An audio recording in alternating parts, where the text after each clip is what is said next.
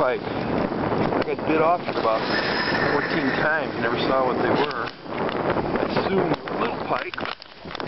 One ain't so little. Nice and fat.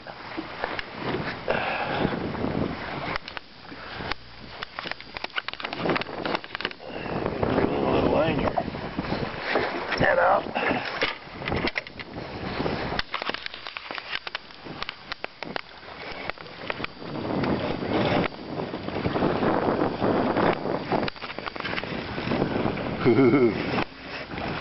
Big old fat pike. Well, I won't feel so bad now if he bites me off. I would like to get my jig back though.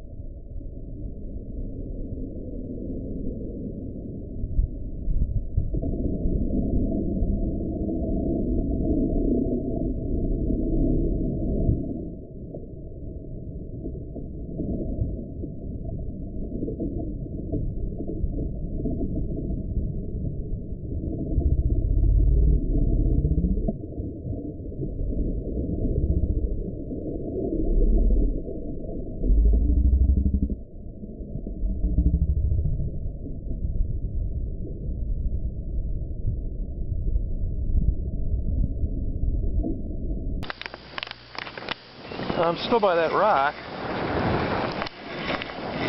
Only I think if I bust loose this time I won't end up right on top of it. Got a, I think it's a bass. Yep, looks moving. Can't quite tell. Yep, nice bass. It's been pretty slow out today. It's probably the number 8 bass and 2 pike. 1 dink, half a dozen bite-offs, and 1 big one. I don't mind them slimers if they are over 30 inches, but I hate getting bit off so many times during the day. I was going to put a leader on, but there wasn't one in the first box open, so I was lazy. I just tied on this little bitty 1/8 ounce. That's actually a fluke. I forget the brand name. I think it's a Lindy, which they don't make anymore. Lindy Shadling, I think it is. I'm not sure. I just caught bass number 10, and this is a classic spot. Look down there, it's a point, comes way out, and it's got a big, long bay, goes way back on that side, and another one way back on that side. Can't quite see around the corner, but it's, I've caught 5 fish here already, and I maybe got lucky.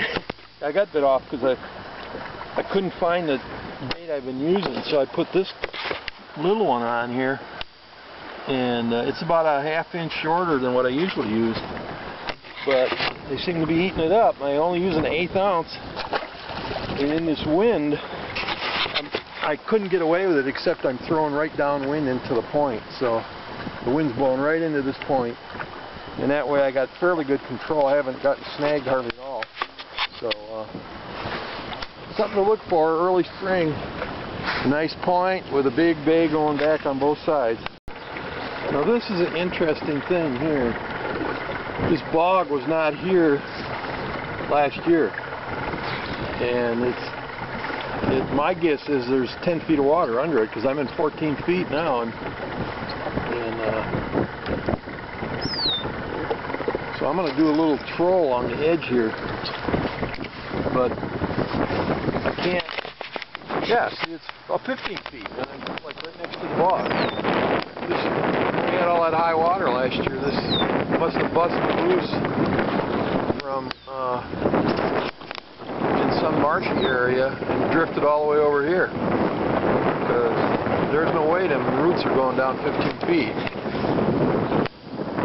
The fish ought to like hiding under that stuff, I would think.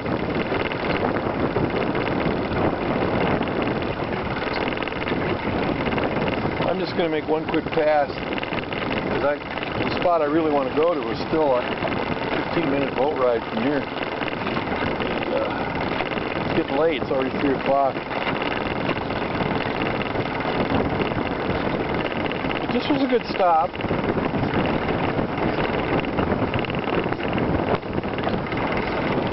Yeah, 16 feet now.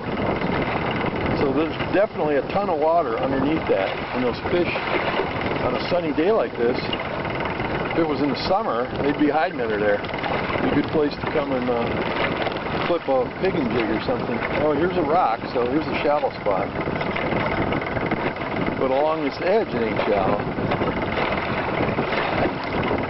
Now she's coming up. 14 feet. 12.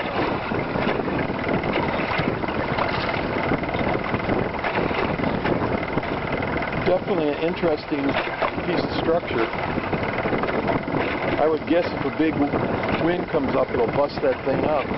It'll push it back in the bay even farther. But it's been here. It must have got here before the water went down last year. I just never fished this part of the lake in late July, so I don't know.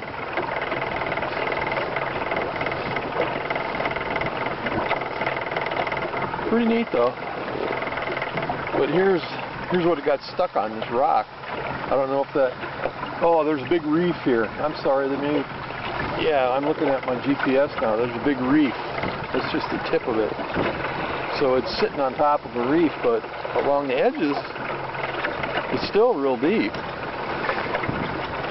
I'm going to give this, I can see some shallow rocks over there. I'm going to give that a cast or two and then get out of here. Let's see if I can't get a bite. Put the motor in neutral and just give it a flick over, and then that one little shallow rock I can see.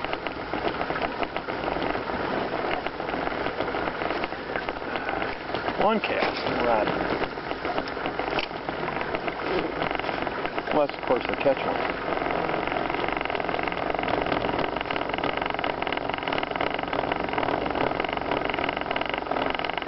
Nope. Nobody home. But this reef does not go all the way to shore, so if you get on the backside of this, it's going to be the same thing. There's going to be deep water right up against them cattails. But we're out of here.